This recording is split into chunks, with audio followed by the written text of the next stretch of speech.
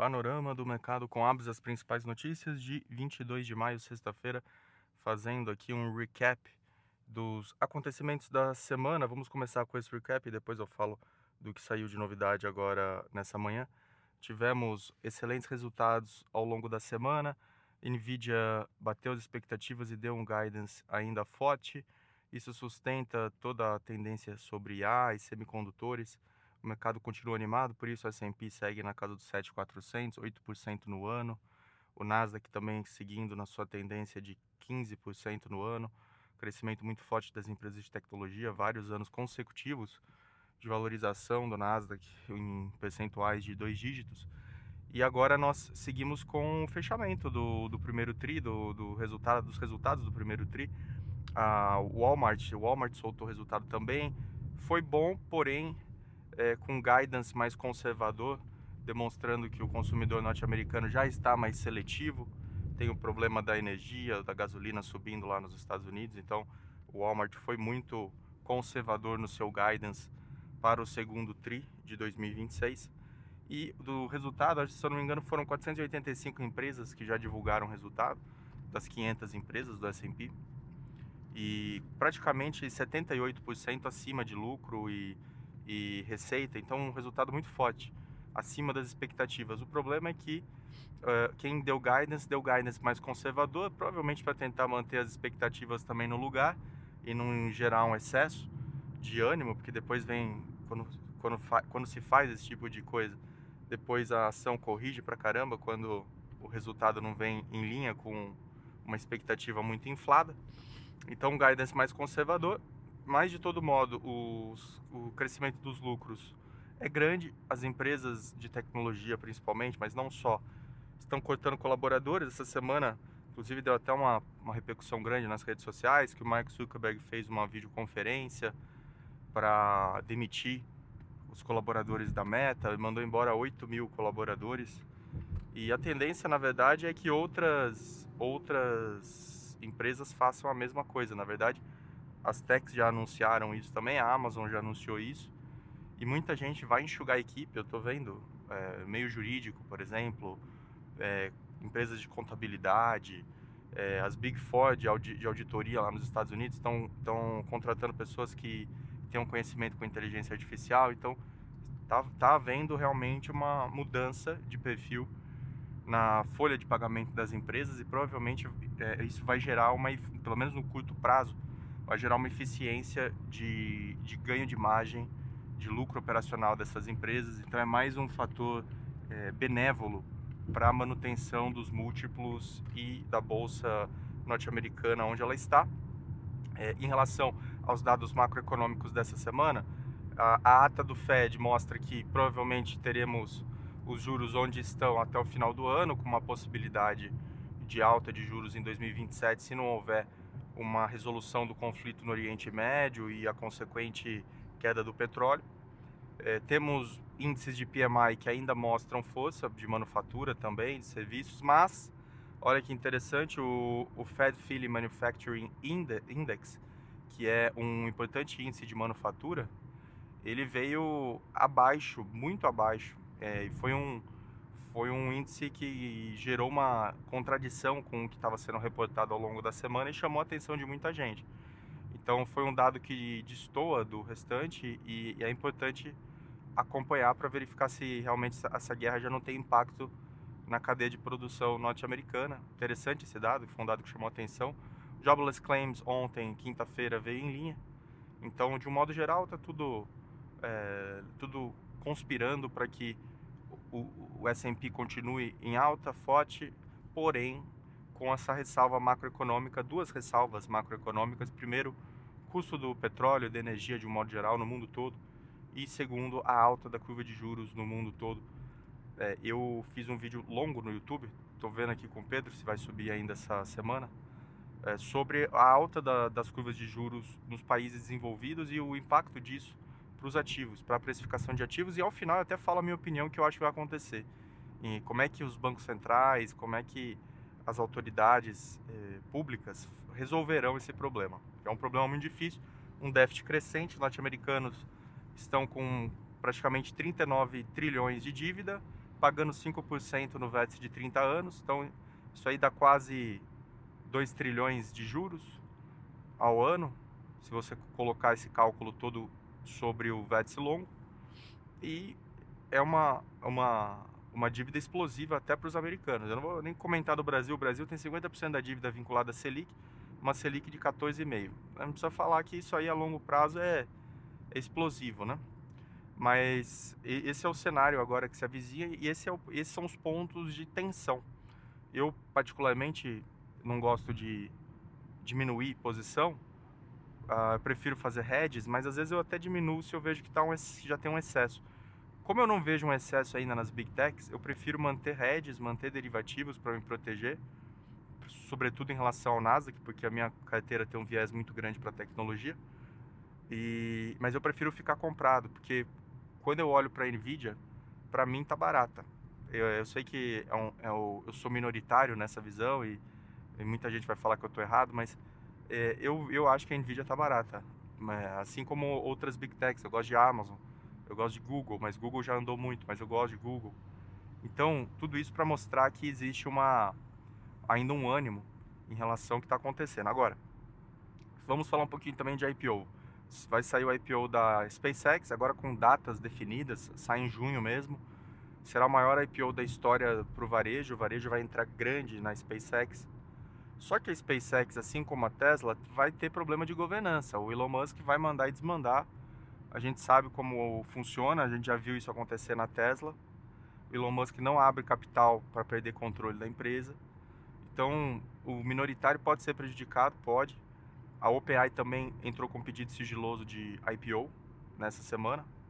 Tudo isso para mostrar que aquela minha tese de que esse mercado se mantém em alta para dar saída para essas três, as três aí, a terceira que está faltando é Anthropic, eu acho que essa minha tese continua firme. Ontem, inclusive, eu estava assistindo a um podcast americano que fala de política, investimentos, economia.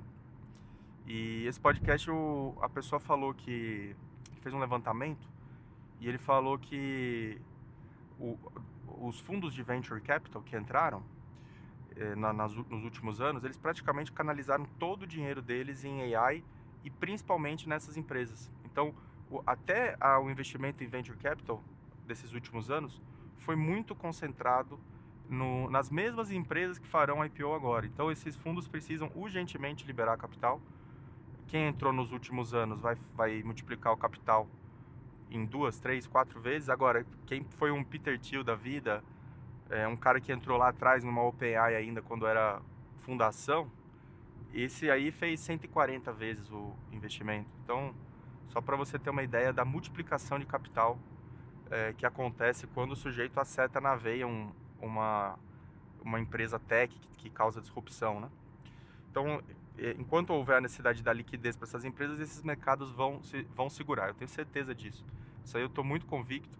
Por isso que eu fiz só hedge, não vendi posição, porque eles vão ter que lançar essas empresas com valuation elevado. A SpaceX estima levantar 75 bilhões de dólares de capital e vai para o caixa da empresa com esse IPO. Então, é uma capitalização muito expressiva e certamente não faz sentido com o número de bancos de investimento que estará presente em todos esses IPOs. Me parece que o cenário favorece isso mesmo, mas claro, ninguém tem bola de cristal. Vamos também admitir que existem esses dois riscos à frente, juros muito altos e um segundo risco ligado à energia. Mas o que é curioso das empresas, eu não estou me referindo aqui às do IPO, agora me refiro às que já estão na S&P, vamos colocar top 10, já geram muito fluxo de caixa hoje. E elas estão financiando o CAPEX com dinheiro próprio. Então, elas estão num cenário de segmentação de quality, né? E estão relativamente protegidas dessas adversidades. Então fica aqui esse meu comentário hoje, fazendo essa retrospectiva da semana e agora as confirmações já de 2 IPOs que eu havia falado. Só está faltando a Anthropic agora. Duvido que a Anthropic vá perder essa onda, porque se a maior concorrente dela vai abrir capital na bolsa e vai capitalizar, provavelmente a Anthropic vai aproveitar a janela também. Então vale a pena ficar atento. O Andrej Karpathy, que é um grande estudioso da inteligência artificial, pesquisador da IA no MIT e era da OpenAI, foi agora para a Anthropic. Isso aí é o equivalente ao Cristiano Ronaldo sair do Real Madrid e ir para o Barcelona. Só para você ter uma ideia do que isso representa no mundo da IA. É mais uma rusga entre as duas empresas, que na origem já tem a rusga de fundação, porque o Dario Amodei era da OpenAI e saiu da OpenAI para fundar a Anthropic, alegando que a OpenAI não estava visando ao desenvolvimento da inteligência artificial de forma segura. Então, mais um fato aí para instigar a rivalidade entre as duas empresas, que já é muito grande. Então, esses são os pontos que eu queria cobrir hoje. Em relação ao Brasil, nós tivemos uma matéria do Valor Econômico da Capa, destacando que parece que aquele interesse do investidor internacional do primeiro semestre agora está arrefecendo. Então, nós temos visto saída de capital do estrangeiro, uma correção, como eu disse ontem, o Ibov já entregou metade da performance do ano. Então, realmente, o Ibov segue agora num movimento de correção. O investidor estrangeiro parece ter perdido apetite pelo Brasil nesse momento, pelo menos nesse momento. Difícil cravar, eu vi gente falando que era pelas questões eleitorais e mudanças de pesquisa, mas é difícil cravar isso porque esse arrefecimento se iniciou antes das mudanças fáticas em relação às disputas, né? Então é difícil cravar essa causalidade.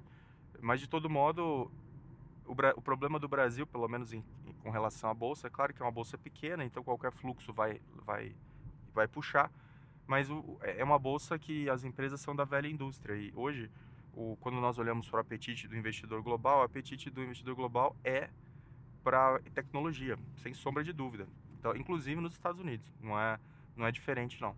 O apetite é realmente para as empresas de tecnologia. Então, o Brasil fica um pouco marginalizado. A China também, nesse mesmo movimento, eu tenho posição em tecnologia na China e tô tomando prejuízo. A China também não está essas coisas. O apetite do investidor lá também já tem ressalvas maiores ainda, porque existem problemas regulatórios e de proteção do investidor. Então, isso tudo para você ver que, apesar de tudo que se tem falado, de decadência dos norte-americanos, de mudança de ordem mundial, o fato é que quem carrega mesmo é a Bolsa Americana, com as suas 20, 30 empresas mais importantes, agora mais 3 entrando para o Seleto Hall, que certamente serão 3 empresas que figurarão nos próximos 20 anos entre as principais empresas norte-americanas. Então, entenda a dinâmica, entenda que os números falam mais alto, os números mandam, e enquanto tiverem resultados espetaculares, essas empresas continuarão na vanguarda e continuarão carregando a bolsa norte-americana. E lembrando, né, quando nós falamos de bolsa, a bolsa ela representa um pequeno espectro da economia americana. Isso não significa que as pequenas empresas estejam bem, não é esse o ponto, ou pequenas e médias empresas nos Estados Unidos estejam navegando bem, não é esse o ponto. A bolsa americana, assim como todas as bolsas, ela reproduz uma síntese da elite empresarial, do que tem de melhor no país de empresa. Então, tudo isso para você entender os impactos dessa precificação e como é que isso afeta o valuation das empresas. Então, esse é o panorama de hoje, espero que você tenha gostado, e qualquer novidade eu volto no final de semana com novos comentários a respeito do que está acontecendo. Muito obrigado, um ótimo final de semana.